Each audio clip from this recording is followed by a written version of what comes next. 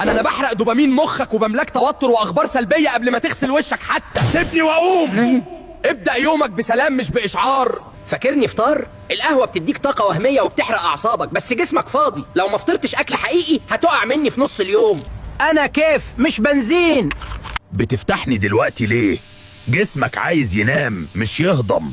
الأكل ده هيفضل كبسة على نفسك طول الليل وهيجيب لك حموضة وكوابيس. اقفلني واشرب مية ونام خفيف. مصدع همدان ومش قادر تركز؟ ده مش قلة نوم، ده عطش. كليتك بتصرخ ومخك نشف. املاني واشربني حالا عشان جسمك يشتغل. انا بوقف دورتك الدموية وبخلي عمودك الفقري يتنى. قوم اتحرك كل نص ساعة. القعدة الطويلة دي بتخليك جزء من العفش وبتأثر عمرك. حياتك هي مجموع عاداتك الصغيرة. ما تستهونش بكوباية مية زيادة أو ربع ساعة مشي أو نومة بدري. الحاجات البسيطة دي هي اللي بتبني صحتك النفسية والجسدية. ابدأ بعادة واحدة النهاردة.